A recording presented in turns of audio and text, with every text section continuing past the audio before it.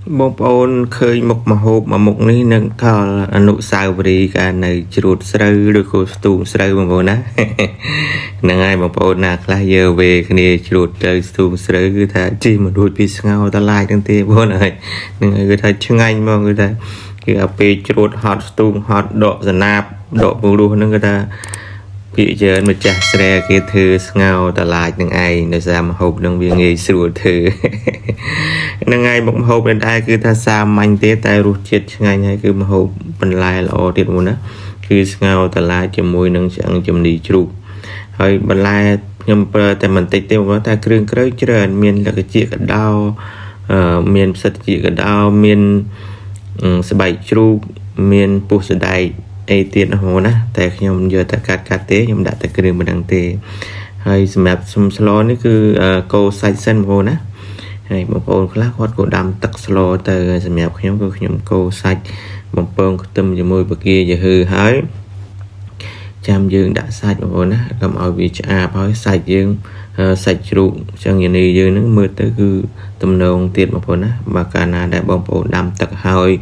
ចាំដាក់សាច់តាមក្រោយគឺសាច់អង្យានីនឹងមើលទៅស្រស់មិនដំណើរឆ្ងាញ់ហើយមិនដំណើរហូបទេបងប្អូនណាអញ្ចឹងបងប្អូនកូរសាច់រំលីងសាច់សិនមកហើយគ្រឿងក្រៅវាមិនមានច្រើនទេបងប្អូនណាមានម្សៅស៊ុបដុំស៊ុបហើយនឹងប៊ីចេងស្ករក្រហមស្ករត្នោតហ្នឹងបងប្អូនណាមានតែប៉ុណ្្នឹងទេទឹកត្រីតែប៉ុណ្្នឹងហ្នឹងហើយបងប្អូនដាក់រសជាតិតាមដែលបងប្អូនពេញចិត្តទៅហើយយើងកូរសាច់ចឹងទៅវាដំណើរមកណាមើលទៅដំណើរគឺថាសាច់លឿងលែងសាច់អង្យានីជ្រូកហ្នឹងលែងស្រស់លែងអីទៅមើលទៅវាដំណើរហើយខាំទៅវាមានរសជាតិទីផ្សេងឆ្អឹងខ្ចីវាហ្នឹងជាតិហ្មងណាយើងកូរវាមើលដំណើរឲ្យឆ្អិន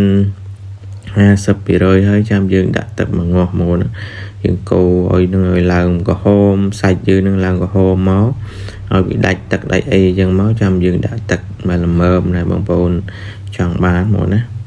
ហើយយើងនេះសាច់វាដំណើរកាលណាបងប្អូនអត់កូរសាច់ទេមើលទៅសាច់ហ្នឹងវានៅស្រស់ហើយហូបវាមិនស្និទ្ធទេបងណាហើយវាធំក្លិនជ្រូកទៀតបងហើយកាលណាយើងលីងសាច់ជាហើយវាបាត់ក្លិនជ្រូកហើយហ្នឹងហើយឥឡូវយើងឆ្អិនចិត្តអិនពាក់កដាលហើយប្រហែលជានៅតែ20% ទៀតទេបងប្អូនចាប់ដើមដាក់បន្លែចូលមកហើយបន្លែនេះឆាប់ផុយទេបងប្អូនណាដោយសារតឡាចនេះខ្ចីលបក់ល្អណាគឺថាឡើងខៀវតឡាចខ្ចីគឺអត់មានក្របទេបងប្អូនណាឡើងខៀវយ៉ាងឲ្យឆ្ងាញ់បងប្អូនយកតឡាចខ្ចីហ្នឹងមកហើយតឡាចយើងសម្បូរណាស្រុកយើងមិនខ្វះទេបងប្អូនណាតែបន្លែនេះល្អណាបងប្អូនណាហូបនឹងសាមញ្ញមែនតែបន្លែនេះបន្លែពៅហ្នឹងហើយបន្លែគឺថាមាន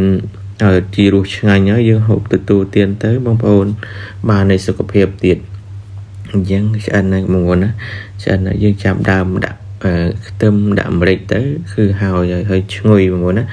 ហើយបងប្អូនហូបមួយម៉ាត់ទៅនឹកឃើញដល់ពេលដកស្ទូងនៅស្រុកស្រែចំការយើងកាជំនាន់នៅក្មេងៗហ្នឹងហើយយើវេគ្នាបងប្អូនណា